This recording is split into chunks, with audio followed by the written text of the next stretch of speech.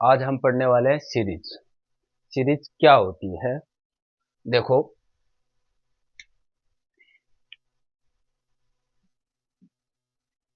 इसको बोलते हैं सीरीज। अब आपके दिमाग में क्वेश्चन आता है कि सीक्वेंस और सीरीज में डिफरेंस क्या है। देखो, यह है सीरीज और ये है एक सीक्वेंस। सीक्वेंस हमने सीक्वेंस में देखो, इस सीरीज को हम ऐसे भी तो डिनोट कर सकते हैं, एन से। अब इसमें सर चिन्ह लगाया हुआ है, साथ में सीक्वेंस है एन। इसका मतलब ये हो गया कि भी यदि सीक्वेंस का A1 टर्म है, S1 यानी फर्स्ट टर्म सीरीज का, और सीक्वेंस का फर्स्ट टर्म S2, जिसका मतलब है सीक्वेंस के दो term A1 plus A2, S3 equal to A1 term plus A2 terms plus A3 terms, dash dash dash dash Sn equal to होता है A1 plus A2 plus dash dash dash plus An। अब इसमें n terms हैं, जो इसको बोलते हैं sequence of partial सम। इसको बोलते हैं sequence of partial some.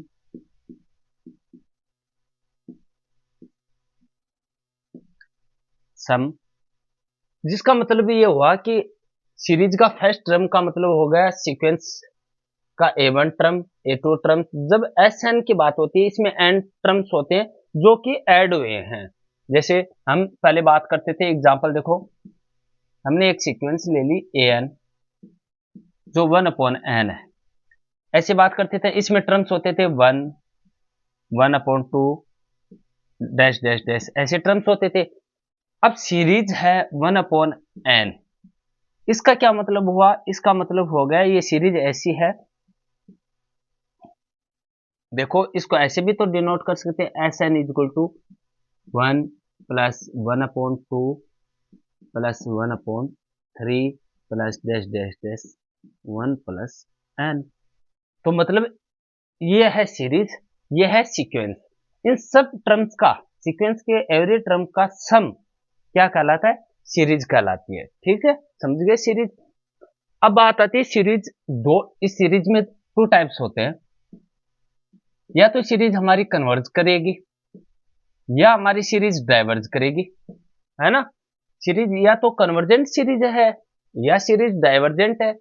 Convergent है, इसका क्या मतलब हुआ कि जब हम limit n tends to infinity, जो सीक्वेंस ऑफ पार्शियल सम है एवरी टर्म का, वो यदि किसी रियल नंबर पे अप्रोच कर रहा है, इसका मतलब हमारी सीक्वेंस कन्वर्जेंट है।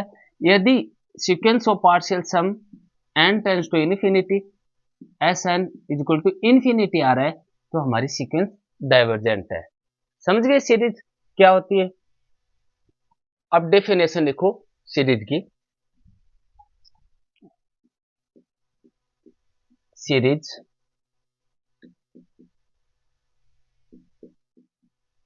let an be a sequence of real number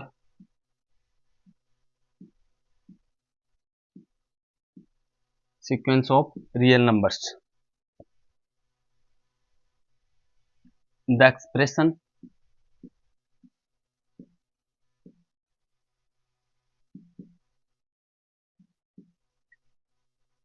an is called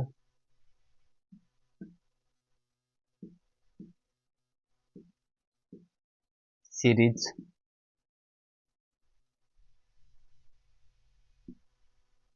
if it is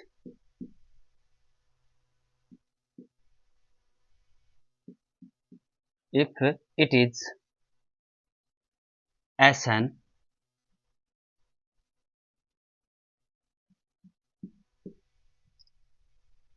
यहाँ ऐसे लिखो, if it is defined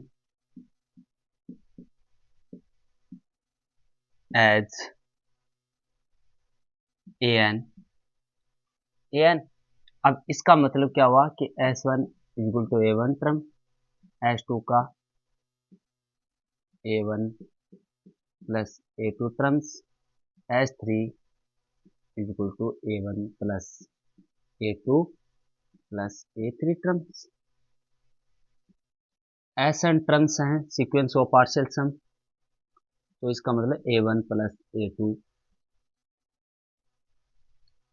plus dash dash dash An, ये सम है, ये भी एक टाइप से सीक्वेंस ही है, ठीक है ना।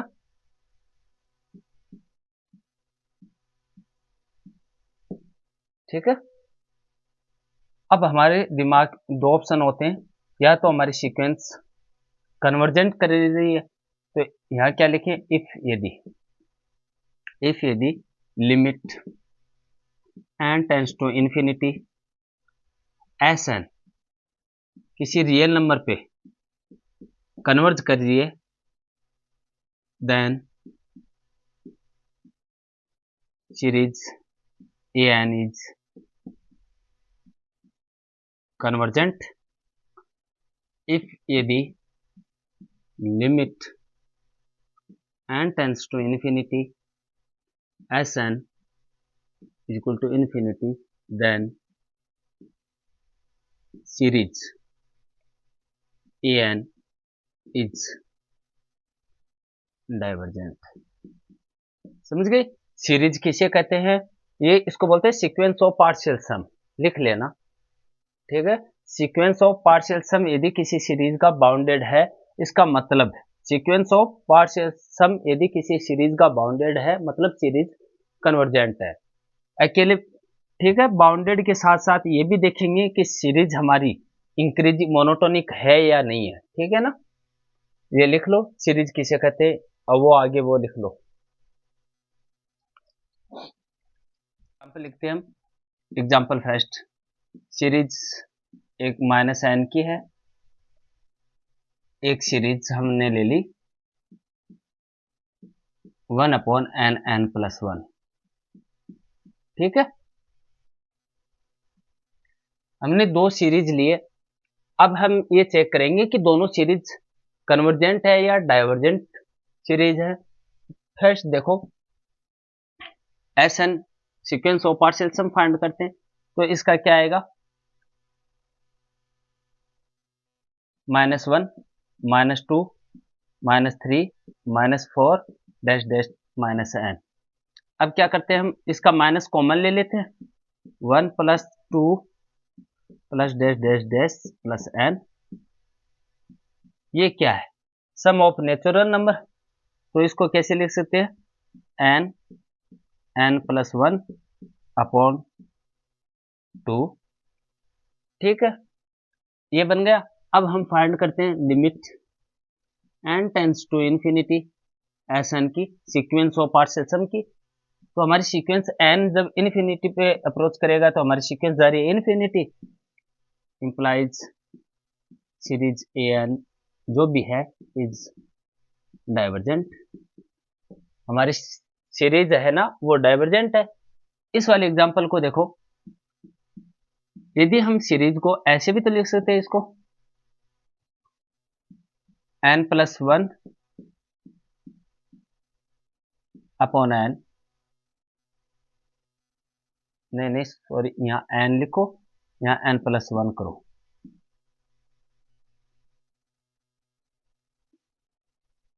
ऐसे लिख लो, ठीक है, क्योंकि ये n+1 ऊपर जाएगा इधर, तो माइनस का जाएगा नहीं, ऐसे लिख लिया। अब देखो Sn बनाते सीक्वेंस ऑफ पार्शियल सम, क्या बनेगा कि इसका सीक्वेंस ऑफ पार्शियल सम ये आएगा कि फर्स्ट S1 टर्म 1 -1/2, यहाँ 1 रखेंगे 2 बनेगा, S2 टर्म क्या बनेगा 2 1/2 -1/3, S3 टर्म 1/3 -1/4, इसी तरीके से हम एस एन माइनस वन निकालेंगे, वो क्या आएगा, N minus one, one upon N, और एस एन निकालेंगे तब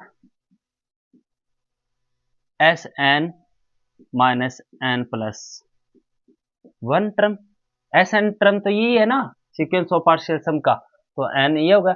अब ध्यान से ऑब्जर्व करो कि जब हम एस एन निकाल रहे हैं सारे टर्म ऐड ही तो हो रहे हैं। ये देखो, जब हम एस एन निकालते हैं तो एस एन का मतलब तो ये हो गया कि a one term plus a two term सारे ऐड होंगे, ए एन टर्म्स सारे ऐड होंगे। तो ये देखो, ये इससे कट जाएगा, वन अपॉन थ्री इससे कट जाएगा, और वन अपॉन एन इससे कट जाएगा लास्ट, और ये भी सब टर्म कट जाएंगे, वन फोर नेक्स्ट वाले टर्म से कट जाएगा। तो हमारे पास बचा क्या, इंप्लाइज हमारे पास एस एन क्या आया, one minus N plus one आया। जब हम इधर वाला मिटा दें, इंप्लाइज जब हम limit N tends to infinity करेंगे तो हमारा एस एन क्या आएगा, यहाँ पे एन ये तो इन्फिनिटी पे अप्रोच हो जाएगा, तो इसका बनेगा जीरो, वन माइनस जीरो यानी वन। इसका मतलब सीरीज हमारे पास जो ए एन है इज कन्वर्जेंट। ये कन्वर्जेंट है, ये ये कन्वर्जेंट नहीं है, डाइवर्जेंट सीरीज है। समझ गए।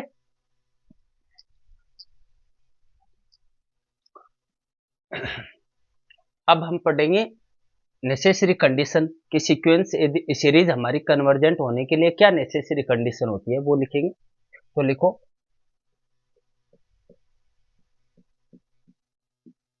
Necessary condition for convergence.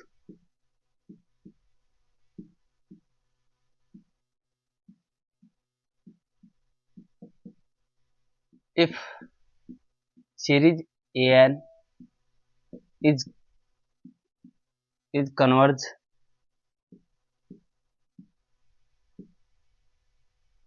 यदि सीरीज हमारी कन्वर्ज करती है then limit an N tends to infinity is equal to zero. यदि हमारी सीरीज कन्वर्जेंट है इसका मतलब क्या हुआ कि वो सीक्वेंस है ना an वो जीरो पे कन्वर्ज करेगा। अब इसका कन्वर्स मत लिख देना, इसका कन्वर्स नॉट ट्रू है, लिख लेना converse not true.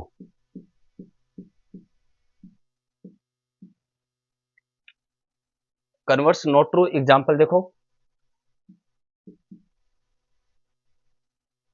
One upon N ले लिया, इसका limit one upon N zero पे कन्वर्जेंट करता है, कन्वर्ज करता है, जबकि सीरीज तो डाइवर्जेंट है ना, कन्वर्स नॉट ट्रू। और एग्जांपल दो, एग्जांपल एक और लिखो, यदि series N N plus one ये ऐसी है तो हमारी सीक्वेंस जो है N tends to infinity N N plus one. ये भी देखो, ऊपर एन है तो एन नीचे से कॉमन ले लें, one plus one upon N, ये वन। यदि हमारी वन भी हो तो भी जरूरी नहीं है, ये देखो वन है, देखिए हमारी सीरीज है ना जो ये डाइवर्जेंट है, जबकि वन आ रहा है। इसका मतलब क्या, वन हो या जीरो भी हो तो भी जरूरी नहीं है कि सीरीज कन्वर्जेंट हो। यदि सीरीज कन्वर्जेंट है इसका मतलब उसकी सीक्वेंस की जो लिमिट हम इन्फिनिटी पे अप्रोच कराएंगे तब जीरो आएगी। ये बात ठीक है। यहाँ लिख लेना converse not true, three point लगाए लिख लो। इफ सीरीज an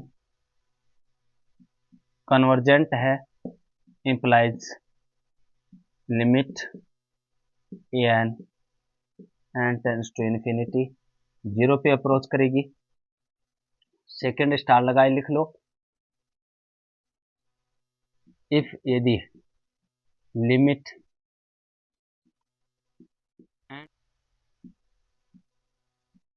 इन्फिनिटी ये जीरो पे अप्रोच कर रही है, इम्प्लाइज सीरीज हमारी ए एन में और में नोट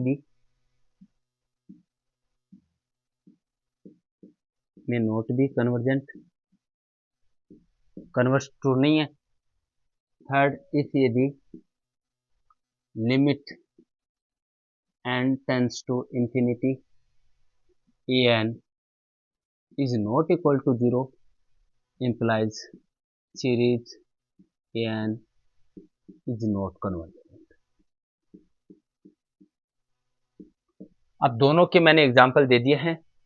इसका एग्जांपल मैंने ये दिए था 1/n सीरीज, और इसका एग्जांपल मैंने n/n+1 वाला दिया था। ठीक है ना, दोनों एग्जांपल्स हैं, इसका एग्जांपल दे दिया और इसका एग्जांपल दे दिया, और ये तो हम जानते हैं, ये तो थ्योरम है। ठीक है, मिटा दें इसको। अब हम पढ़ेंगे quasi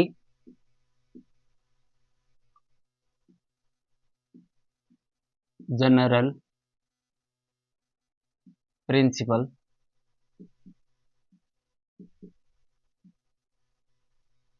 of convergence.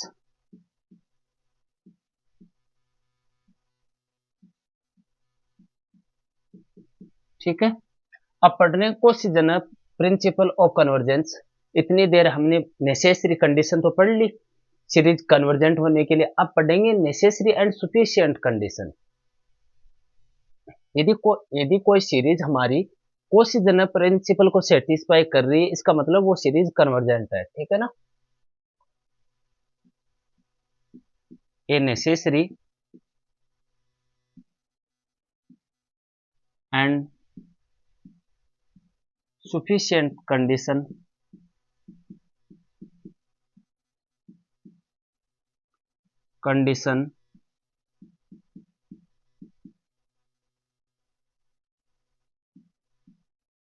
for a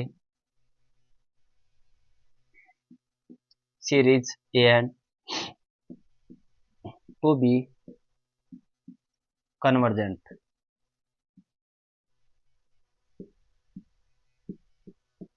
if यदि for every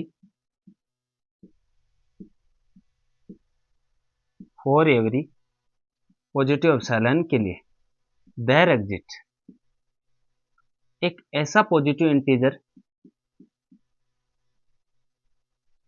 such that Sn minus Sm less than I epsilon for all n greater than and equal to n। अब आपके दिमाग में ये आ रहा है कि जो मैंने कॉसी की डेफिनेशन लिखवाई है ये तो सीक्वेंस की थी ना। सेम मैंने क्या कहा था कि Sn है ना, सीक्वेंस ऑफ पार्शियल सम, जो सीरीज का सम है वो भी तो अपने आप में एक सीक्वेंस है। तो मैंने सीक्वेंस की डेफिनेशन, वो जो सीक्वेंस में कॉसी की डेफिनेशन यूज की थी वही डेफिनेशन यहाँ पे। तो हमने ये कह दिया कि फॉर एवरी एक प्रत्येक पॉजिटिव एप्सिलॉन के लिए वो एक रियल नंबर होगा, न के बराबर है, जो 1/n के इक्वल होता है। यदि उससे लेस देन डिस्टेंस है Sn माइनस Sm सीक्वेंस की, तो इसका मतलब हमारी सीरीज कन्वर्जेंट है। ठीक है, अब इसका मतलब क्या हुआ, देखो Sn का मतलब तो ये हो गया हमारा term A1 terms plus A2 terms plus dash dash dash An terms, और जो m है वो n से तो लेस देन ही है, greater than and equal to m है, इसका मतलब n से तो m छोटा है। तो Sm यानी A1 A2 dash dash dash Am, मतलब इससे कम टर्म्स हैं ये। इसका मतलब Sn माइनस Sm करेंगे तो इक्वल में क्या आएगा, क्या आया, Am+1 Am+2 plus dash dash dash dash dash plus A N less than epsilon for all N greater than and equal to M. मतलब हमने ये तो क्या S N minus S M के टर्म माइनस कर लिए, तो यहाँ बचेगा क्या, मॉडुलस है, सॉरी ये, ठीक है, मॉडुलस है, इतने तो टर्म बचेंगे। यदि ये टर्म्स यदि एप्सिलॉन से लेस देन आ रहे हैं तो हमारी सीरीज है ना वो कन्वर्जेंट सीरीज है। मैं एग्जांपल दूंगा आपको, अब इसको मिटा दे। एग्जाम्पल देखो इसका, यदि हमने 1/n एक सीरीज ले ली, इसको ऐसे भी तो लिख सकते हैं हम,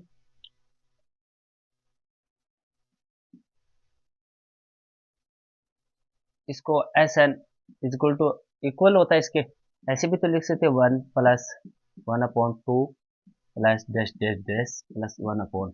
यदि ये दोनों लिखे हुए मिल जाए तो मान के चलना ये दोनों इक्वल ही है, ठीक है ना।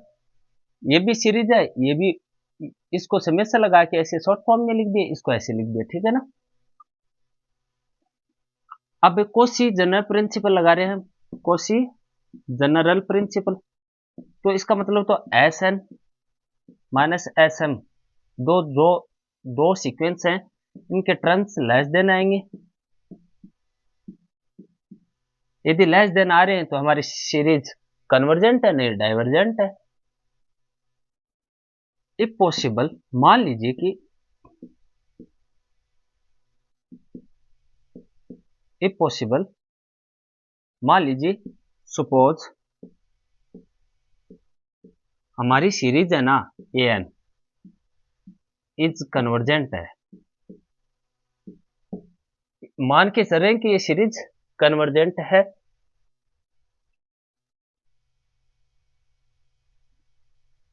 तो इसके जो टर्म्स आएंगे वो माइनस करने के बाद कैसे आएंगे,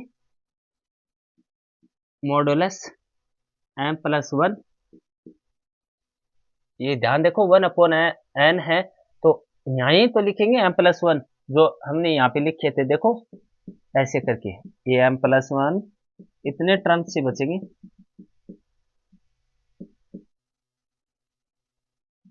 ए एन लेस देन एप्सिलॉन ऐसे लिखा था ना, plus A M upon M plus two plus dash dash dash dash 1/n less than epsilon for all N greater than and equal to M, ठीक है, लिख लिया ऐसे। अब नेक्स्ट स्टेप देखो, नेक्स्ट स्टेप में ध्यान से देखो, जो एन टर्म है हमने क्या किया कि let N is equal to मान ले 2m, 2m ये इक्वल मान लिया, क्योंकि ये एन, देखो यहाँ पे देखो इस चीज को कि एन एम से बड़ा है, यदि हम इसको 2m मान ले और इक्वल हो जाएगा, मान के चल रहे 1/m+1 dash dash dash plus N की जगह हमने लिख लिया m+m,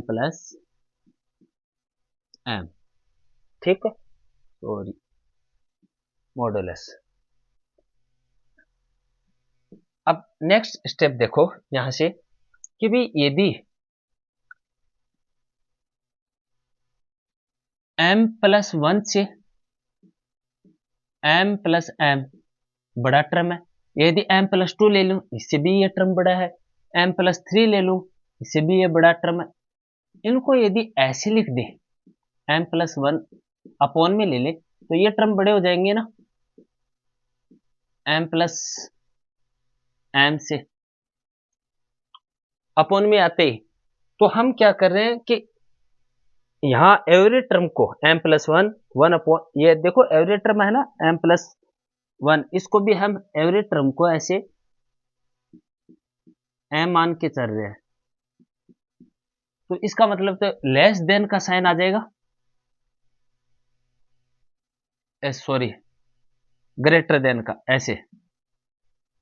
तो अब आगे देखो यहाँ क्या बचा, 1/m+m plus dash dash dash plus m+m less than, ये क्या बन गए कितने टर्म्स थे इसमें, माइनस होने के बाद में m टर्म्स थे, टोटल कितने टर्म है m, ये क्या हो गया m प्लस m 2m, और ये यहाँ पे कितना बचा 1/2, और एप्सिलॉन यदि हमने मान के चलो यहाँ लेट एप्सिलॉन यदि हमने 1/2 लिया होता तो इसका मतलब यहाँ भी 1/2, इसकी वैल्यू तो लेस देन आनी थी, यहाँ वैल्यू आ रही है 1/2, इसका मतलब ये गलत है, कॉन्ट्राडिक्शन।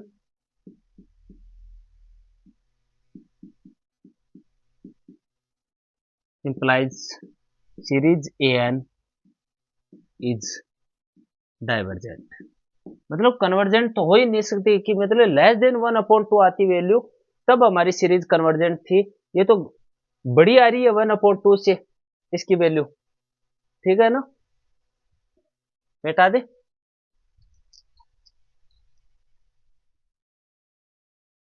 यहां लिखो इंपॉर्टेंट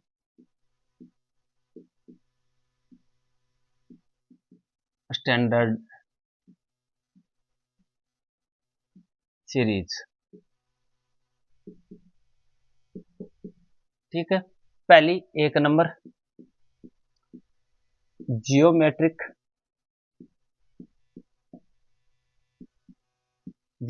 सीरीज।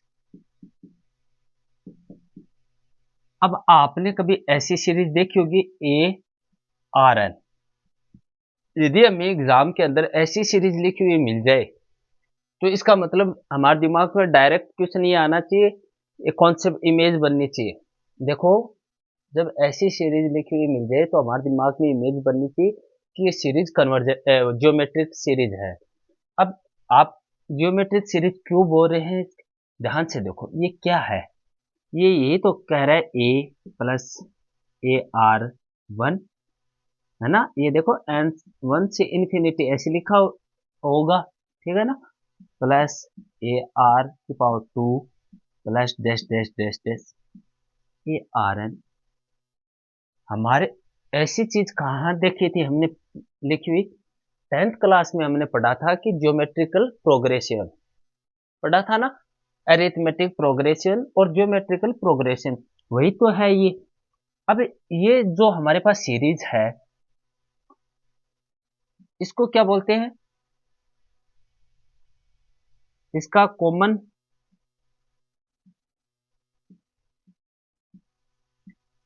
रेशियो आर, वो कैसे फाइंड करते थे, an/an-1 टर्म डिवाइड करके हम आर फाइंड कर लेते थे। दूसरी चीज, यदि हमारी यहां दो पार्ट और होते थे, यदि सीरीज हमारी फाइनाइट सीरीज है तब क्या करते थे हम, इसका एस एन, यदि सीरीज फाइनाइट है तो उसका सम कैसे निकालते थे, एस एन लिखते थे, इसको फाइनाइट सम ही तो बोलते थे। तो इसको ऐसे फाइंड करते थे A1 - R⁴n/1 - 1 - R। ये कब फाइंड करते थे, आगे लिखते थे हम हमेशा कि R की वैल्यू यदि 1 से लेस देन हो। दूसरी चीज, यदि यहां R की वैल्यू 1 से ग्रेटर है तब क्या करते थे हम, ARn-1/R-1 ऐसे तो फाइंड करते थे सम पूरी सीरीज का, याद है ना।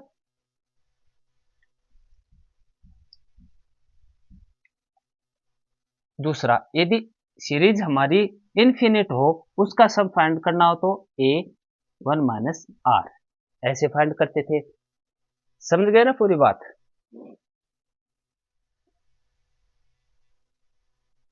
अब स्टार लगा के दो बात लिखो यहां इसके नीचे, इफ यदि सीरीज हमारी जो भी है ये ARn कन्वर्ज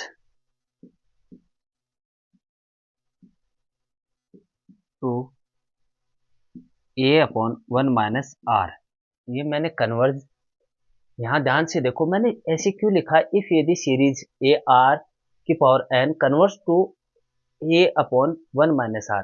ध्यान से देखो हमारी सीरीज क्या है, यहाँ ध्यान से देखो इनफिनिट सीरीज है। मैंने क्या बताया, जब सीरीज इनफिनिट सीरीज हो तो उसका सम ये होता है ए अपॉन 1 - आर। यदि हमारी सीरीज फाइनाइट सम फाइंड करते हैं हम, तब ये लगाते हैं, ठीक है ना। इफ यदि आर की वैल्यू मॉडुलस आर की वैल्यू 1 से लेस देन है, यदि वैल्यू 1 से लेस देन है तो सीरीज हमारी कन्वर्जेंट है और कन्वर्ज करेगी a upon 1 - r. Series A r n is divergent if यदि आर की वैल्यू यदि आर की value greater than and equal to 1 है तो वो सीरीज डाइवर्जेंट होगी। अब आपके दिमाग में ये क्वेश्चन आता है कि सर ये डाइवर्जेंट कैसे हुई और वो कन्वर्जेंट है। देखो एग्जांपल देता हूं, यदि हम इसकी बात कर रहा हूं मैं, यदि आर की वैल्यू यदि 1 है तो इसका मतलब s n sequence of partial sum क्या हुआ, 1 + 1 + डैश डैश डैश 1, है ना। क्योंकि ये तो इसका मतलब हुआ 1। यदि आर की जगह मैं 1 ले लूं तो इसका सीक्वेंस ऑफ पार्शियल सम तो ये बनेगा, और इसका मतलब क्या हुआ, ये एन टर्म्स थे तो एन बन गया।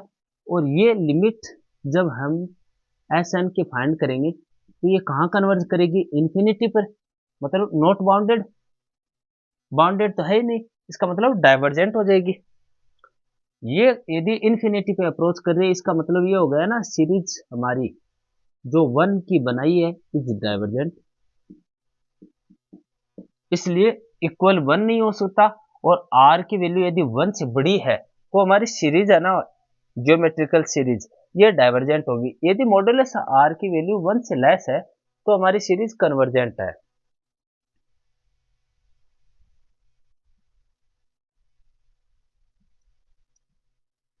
अब हमने 3 चीजों पे बात कर ली। पहला पॉइंट हमने बात किया मॉडुलस आर की वैल्यू 1 से लेस।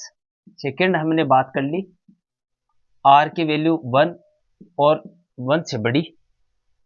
इस पे तो सीरीज हमारी क्या होगी, ए एन जो सीरीज है वो कन्वर्जेंट होगी, और इस पे सीरीज हमारी क्या होगी, ए एन डाइवर्जेंट होगी। अब आपके दिमाग में एक खुरापाती जागी कि भाई यदि r इक्वल टू -1 हुआ तब सीरीज का बिहेवियर कैसा होगा, वो ऑसिलेट करेगी, ऑसिलेट फाइनाइटली। ऑसिलेट फाइनाइटली का मतलब क्या हुआ, ये देखो एग्जाम्पल के तौर पे n है, ये देखो -1 1 -1 और 1 फाइनाइटली ऑसिलेट करेगी। यदि वैल्यू 0.4 r की वैल्यू यदि लेस देन हो -1 तब अब करेगी ऑसिलेट इन्फिनिटली। समझ गए ना, चारों पॉइंट लिख लेना, बहुत इंपॉर्टेंट है कि भाई यदि r की वैल्यू -1 के इक्वल होगी तो फाइनाइटली ऑसिलेट करेगी, यदि लेस देन हो गई -1 से तब ऑसिलेट करेगी इन्फिनिटली। ये लिख लो, फिर एग्जांपल करते हैं।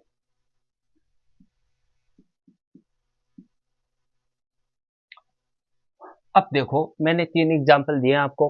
पहले तो पहला क्वेश्चन, ध्यान से देखो कि ये सीरीज कौन सी है, पहचानो सीरीज को। तो हमें देखते ये पता चल गया, इससे पता चल रहा है कि आर, ये मान लीजिए कि आर है और आर की पावर एन है, ए कुछ भी हो सकता है यहाँ पे, है ना, 1 है। यहाँ देखो आर है, ए यहाँ कुछ, इसका मतलब ये ज्योमेट्रिकल सीरीज है, ज्योमेट्रिक सीरीज है। बीच वाले को ध्यान से देखो कि अब इसमें कंफ्यूज हो जाएंगे हम, ये गेट का क्यों गेट में आया था ये, अब यहाँ कंफ्यूज हो जाओगे कि ये यहाँ पे कौन सा मेथड लगाई। तो ये देखो 2/6 एक अलग सीरीज बना लेंगे, प्लस एक यहाँ 3/6, ये यहाँ पे दो अलग अलग सीरीज नहीं बन गई? क्या फर्क पड़ गया, हमारे दो सीरीज को ऐड कर लिया इन्होंने सीरीज। अब ध्यान से देखो, ये आर बन गई ना ज्योमेट्रिक सीरीज। अब नेक्स्ट क्वेश्चन ये कि ये सीरीज कन्वर्जेंट है या डाइवर्जेंट, और कन्वर्जेंट है तो क्यों है, उनकी कंडीशन लिखी। देखो, लेट हमने मान लिया कि यहाँ पे 3x इक्वल टू आर। इस सीरीज को कन्वर्जेंट होने के लिए हमने पढ़ा है कि r की वैल्यू क्या होनी चाहिए, 1। यदि r की वैल्यू 1 से बड़ी हुई तो डाइवर्जेंट, लेस देन हुई तो कन्वर्जेंट। तो r की वैल्यू यहाँ क्या थी, implies 3x less than 1 implies modulus x की वैल्यू क्या आई, 1/3। यदि इस सीरीज में मॉड्यूलस x का मतलब क्या हो गया, -1/3 से तो बड़ी है x की वैल्यू और 1/3 से लेस देन। यदि x की वैल्यू -1/3 से बड़ी हो और 1/3 से लेस हो तब हमारी सीरीज ये कन्वर्जेंट है, अदरवाइज कुछ नहीं कर सकते हम, कन्वर्जेंट है या डाइवर्जेंट। यदि ऑप्शन में यदि ये साथ में लिखा हो तब यदि इसकी -1/3 और 1/3 के बीच में यदि x की वैल्यू है तो हम कह सकते हैं कि सीरीज कन्वर्जेंट है। ठीक है, नेक्स्ट एग्जांपल ये, इसको ऐसे लिख ले, n इक्वल टू 1 से इन्फिनिटी 2/6 बन जाएगा, तो ये क्या बनेगा 1/3 की power n plus n equal to 1 से इन्फिनिटी ये 1/2। अब इन क्वेश्चंस में टाइम खराब नहीं करना होता, ध्यान से ऑब्जर्व करो कि हम क्यों फालतू में यहाँ दिमाग खराब करें, कि जब हमें पता है कि r इक्वल टू 1/3 है और यहाँ पे r इक्वल टू 1/2 है, इन दोनों की वैल्यू 1 से लेस देन है, इसका मतलब हमारी सीरीज कन्वर्जेंट है। ठीक है, अब नेक्स्ट क्वेश्चन पे देखो, इस सीरीज को कन्वर्जेंट होने के लिए r की वैल्यू लेस देन हो 1 से, इसका r की वैल्यू क्या है, ये है 2x माइनस 1 लेस देन 1, और मॉडुलस में अलग अलग करेंगे तो क्या है 2x इंप्लाइज -1 से बड़ी हो 2x -1 की वैल्यू और 1 से लेस हो, ये -1 इधर आया प्लस बनेगा तो यहाँ तो 0, इधर गया 2 इंप्लाइज 0। अब 2 से डिवाइड करेंगे, यदि वैल्यू 0 और 1, इसको ऐसे भी तो लिख सकते हैं इंप्लाइज, कुछ भी लिखा हो सकता है एग्जाम में। अब इन दोनों बातों में कुछ डिफरेंस थोड़ी ना है। अब पढ़ने वाले पी सीरीज,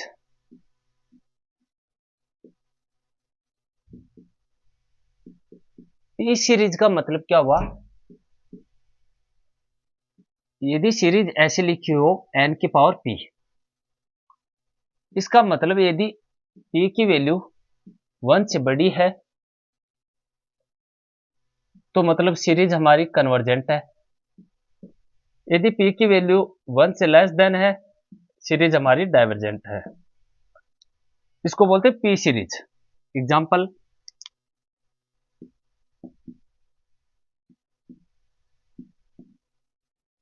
√n, एक मैंने एग्जांपल ले लिया, सीरीज हमारी ऐसी ले ली 1/n की पावर 3/2।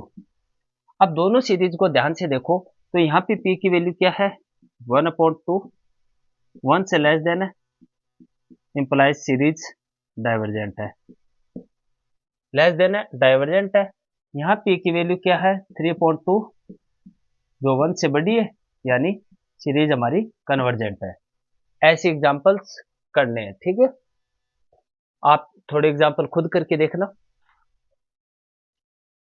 नेक्स्ट मिटा दें इसको। अब हम ये पढ़ने वाले हैं कि देखो ये सीरीज है an, मैंने कह दिया कि ये सीरीज पॉजिटिव टर्म की है। पॉजिटिव टर्म्स का मतलब क्या हुआ, 1/n ले लिया, इसके सारे टर्म्स कैसे 1, 1/2 प्लस 1/3 डैश डैश, सारे इसके सारे टर्म्स पॉजिटिव, समझ गए ना। इफ यदि सीरीज पॉजिटिव टर्म्स की है, इसका SOPS sequence of partial sum यदि बाउंडेड है प्लस मोनोटोनिक है, बाउंडेड और मोनोटोनिक है क्या, sequence of partial sum series का पॉजिटिव टर्म सीरीज है और उसका sequence of partial sum bounded है और मोनोटोनिक है। मोनोटोनिक का मतलब हो गया या तो सीक्वेंस इंक्रीजिंग है या सीक्वेंस डिक्रीजिंग है। तो इसका मतलब क्या हो गया कि हमारी limit n tends to infinity, S N कहां अप्रोच करेगा, बताओ कहां अप्रोच करेगा। मैंने जब सेट पढ़ाया था तो ये बात कही थी, ध्यान से ऑब्जर्व करना है इस बात को।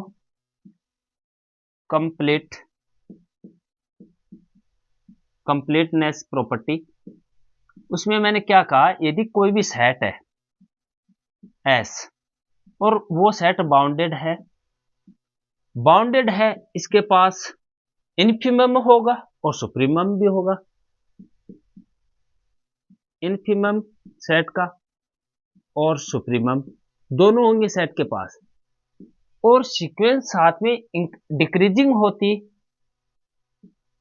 तो इन्फिमम पे अप्रोच करती। यदि सीक्वेंस हमारी इंक्रीजिंग है, ये डिक्रीजिंग होती तो इन्फिमम पर अप्रोच करती, और बाउंडेड सेट है और इंक्रीजिंग है तो सुप्रीमम पर अप्रोच करेगी।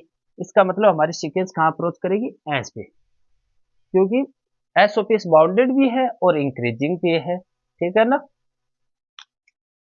इसी पे बात करेंगे, अब नेक्स्ट टॉपिक इसी पे लिखेंगे। Let A N be a positive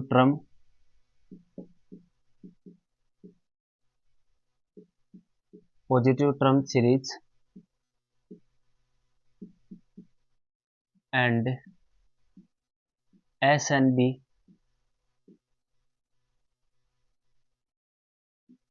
partial sum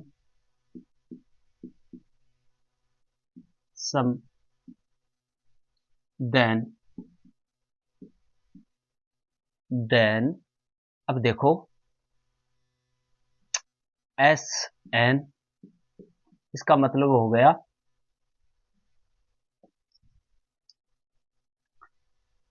A1 term plus A2 terms, N terms है इसके पास। जब हम एस एन प्लस निकालें तो A1 प्लस इसके पास AN प्लस 1 टर्म्स हैं, ठीक है। यदि हम S N plus 1 minus S N निकाले और वो यदि पॉजिटिव आ रहा है, इसका मतलब क्या हो गया, एस एन प्लस 1 बड़ा है एस एन से फॉर ऑल। इसका मतलब क्या हुआ, sequence S N is increasing, sequence increasing है और साथ में हमारी एसओपीएस बाउंडेड है, प्लस बाउंडेड है इंप्लाइज। इसका मतलब ये हो गया कि लिमिट जब n टेंड्स टू इन्फिनिटी पे अप्रोच करेगी तो हमारी सीक्वेंस ऑफ पार्शियल सम है वो सुप्रीमम पे अप्रोच करेगा। सुप्रीमम पे अप्रोच करेगा, इसका मतलब हो गया कि हमारी सीरीज एन है ना वो कन्वर्जेंट है। किसी भी सीरीज पॉजिटिव टर्म की सीरीज है वो बाउंडेड भी है, इंक्रीजिंग या डिक्रीजिंग यानी मोनोटोनिक है, तो इसका मतलब वो सीरीज है ना कन्वर्जेंट होगी, ठीक है।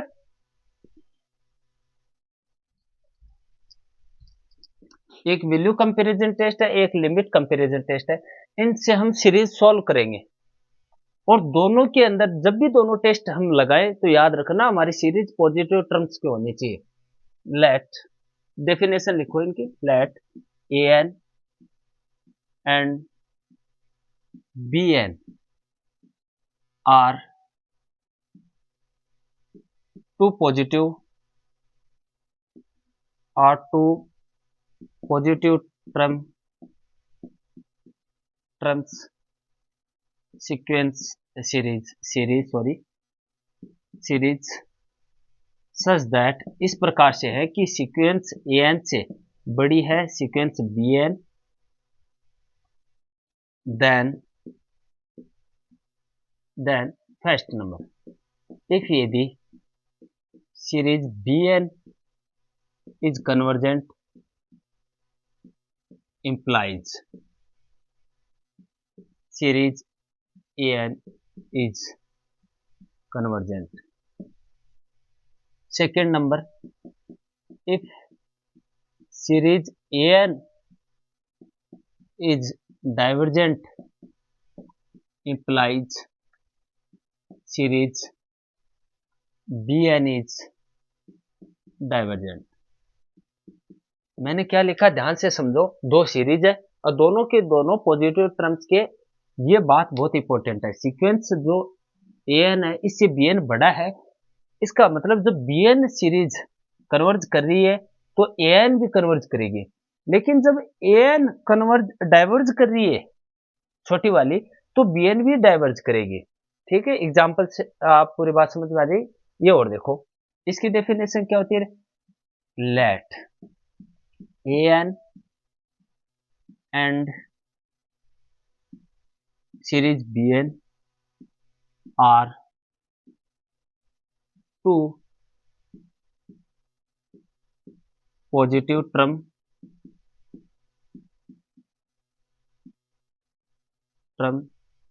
series such that इस प्रकार से कि लिमिट एन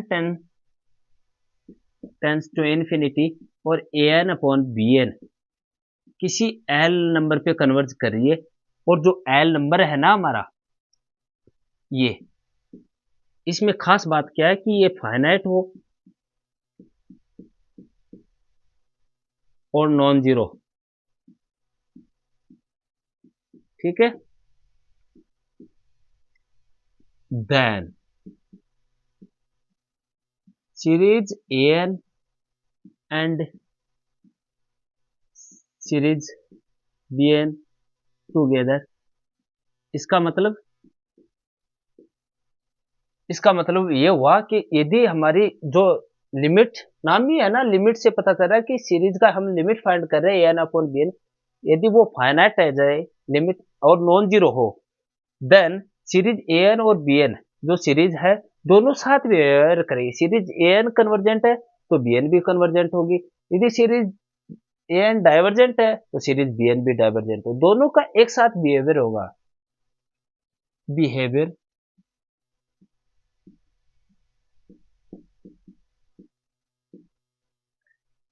या ऐसे लिख लो, series A N and B n both convergent या डाइवर्जेंट टुगेदर। ठीक है, मतलब सीरीज ये लिमिट कंपैरिजन टेस्ट है, ये हमें ये सिखाता है कि जब हमारे पास दो सीरीज है और दोनों पॉजिटिव टर्म्स के हैं, उनकी लिमिट हम फाइंड करते हैं एन अपॉन बी एन, यदि वो फाइनाइट और नॉन जीरो आ रही है तो दोनों सीरीज का बिहेवियर है ना वो सेम होगा। यदि सीरीज ए एन कन्वर्ज कर रही है तो बी एन भी कन्वर्ज करेगी, और ए एन डाइवर्ज कर रही है तो बी एन भी डाइवर्ज करेगी। और ये जो वैल्यू कंपेरिजन वाला है ना, इसमें ये इंपॉर्टेंट है कि जब छोटी सीक्वेंस हमारी एन कन्वर्ज करती है डाइवर्ज करती है तो बी एन भी डाइवर्ज करेगी। यदि बड़ी सीक्वेंस कन्वर्जेंट है ना तो सीक्वेंस जो नीचे वाली सीरीज होगी छोटी, ये देखो बी एन कन्वर्ज करती है तो ए एन भी कन्वर्ज करेगी। अब एग्जांपल देके मैं पूरी बात समझा दूंगा, चलो एग्जांपल करते हैं।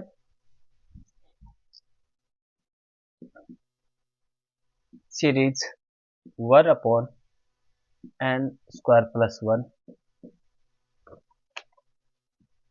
और एक एग्जांपल ले लेते,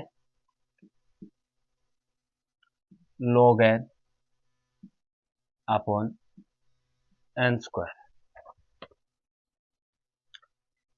दोनों एग्जांपल देखो।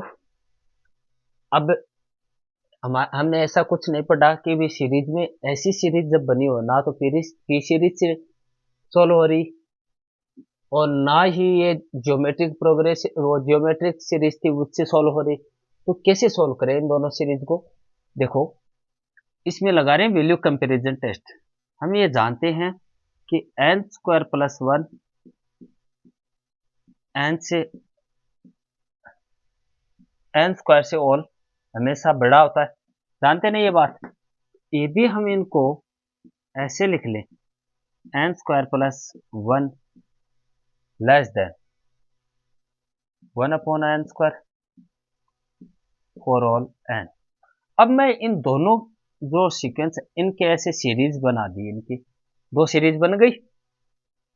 यहां देखो, ये ए एन बन गई सीरीज, ये सीरीज बी एन बन गई।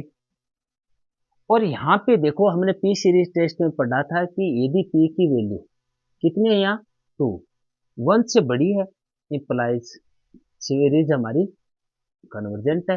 ये सीरीज कन्वर्जेंट, जब बी एन सीरीज कन्वर्जेंट है, इसका मतलब सीरीज ए एन भी कन्वर्जेंट है, इंप्लाइज ये सीरीज क्या हुई, कन्वर्जेंट हुई।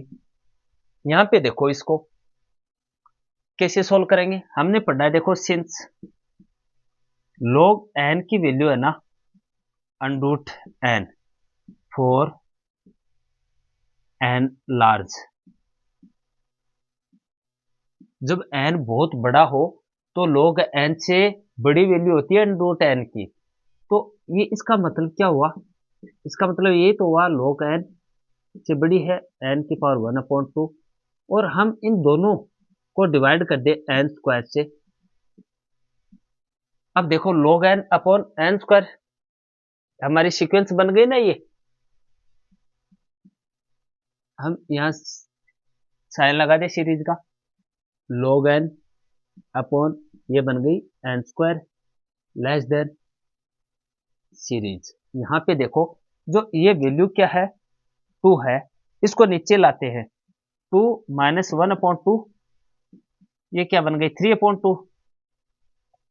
तो इसका मतलब क्या बन गया, n की पावर 3/2। और यहाँ पे जो p की वैल्यू है वो कितनी आ रही है, 3/2, 1 से बड़ी, 1 से बड़ी आ रही है ना। इसका मतलब ये bn जब सीरीज कन्वर्जेंट करती है तो इसका मतलब ये भी कन्वर्जेंट करती है, इसका मतलब ये कन्वर्जेंट सीरीज है। मतलब इन दोनों टेस्ट से हम ये तो फाइंड कर सकते हैं ना कि सीरीज कन्वर्ज करती है या डाइवर्जेंट करती है। बहुत इंपॉर्टेंट है ये दोनों, ध्यान से पढ़ना। ठीक है, मिलते हैं नेक्स्ट क्लास में।